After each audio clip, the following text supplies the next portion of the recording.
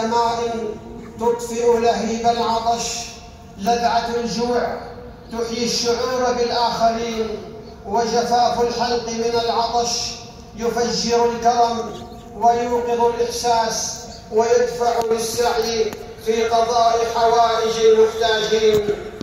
فنجبر كسرا ونمسح دمعا ونروي ظمأ. وكان رسول الله صلى الله عليه وسلم أجود الناس، وكان أجود ما يكون في رمضان.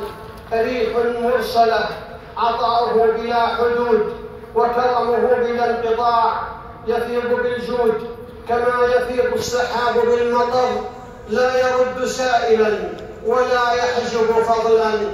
العطاء في رمضان إنفاق مال وابتسامة لفقير ووجبة لصائم وسلة غذاء لمحتاج ومساعدة لمسجون وصدقة جارية لأب راحل أو أم غالية. صور الإنفاق واسعة وأبوابها مشرعة. والمنفق المخلص على يقين أن كل معروف في رمضان يتضاعف، يبارك، يرتفع. قال الله تعالى: مثل الذين ينفقون أموالهم في سبيل الله كمثل حبة أنبتت 7 سنابل في كل سنبلة 100 حبة والله يضاعف لمن يشاء والله واسع عليم. ألا فأكثروا من الصلاة والسلام على نبي الهدى وخير من وطئ الثرى. صلوا على من زكاه ربه وأكرمه واصطفاه. فما طابت المجالس إلا بذكره، وما سعدت الأرواح إلا بحبه.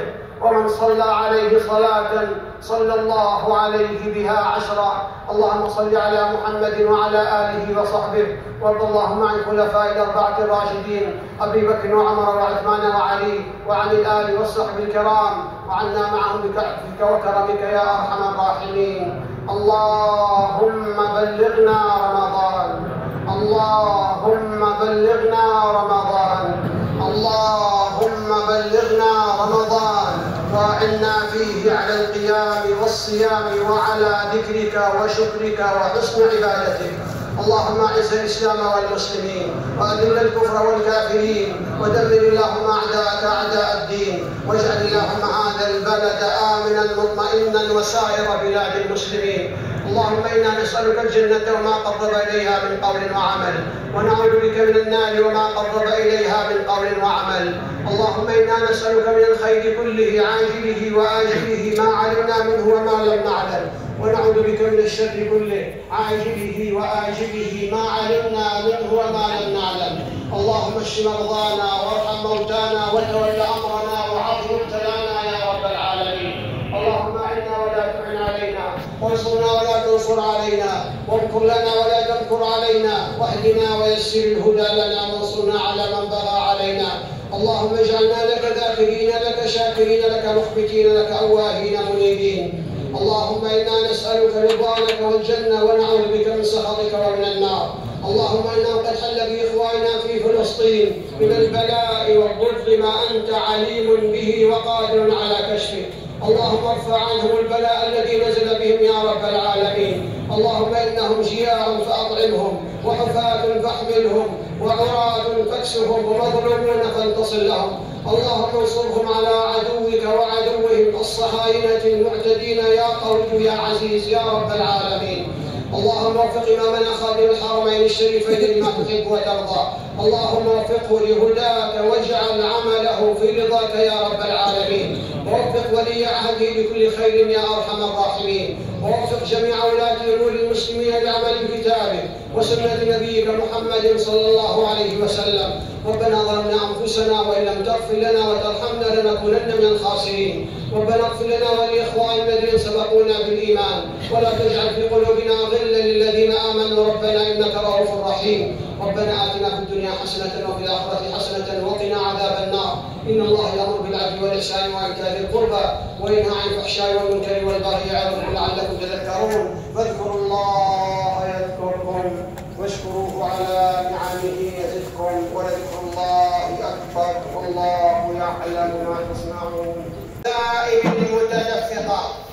اختص الله المريض والمسافر برخصة فجعل لهما فسحة في القضاء بعد رمضان، ثم قال سبحانه: يريد الله بكم اليسر ولا يريد بكم العسر ليعلم العباد أن التشريع رحمة وأن التيسير مقصد. فالصيام لم يفرض لإرهاق الأجساد بل لتهذيب الأرواح وترسيخ التقوى، فهو عبادة تزكية والغاية إصلاح القلب لا عناء البدن. قال الله تعالى: يا أيها الذين آمنوا كتب عليكم الصيام كما كتب على الذين من قبلكم لعلكم تتقون. رمضان بشعائره ومشاعره محطة ارتقاء بالإنسان ورقي بالحياة.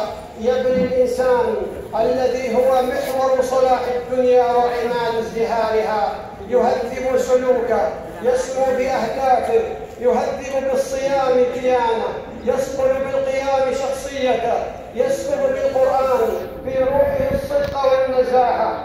وإذا ارتقى الإنسان في ذاته ارتقت الحياة من حوله، فالعبادة ليست طقوسا جامدة بل قوة حية تغذي صانع الحضارة الإنسان ليبني المجد على أسس راسخة من الدين والأخلاق والعلم. قال الله تعالى: إن الله لا يغير ما بقوم حتى يغيروا ما بأنفسهم. أقول قولي هذا وأستغفر الله العظيم لي ولكم ولسائر المسلمين، فكلنا ذو خطأ وكلنا بحاجة إلى رحمة، فاستغفروه بقلوب صادقة وتوبة خالصة، فهو الغفور لمن أقبل الرحيم بمن أناب.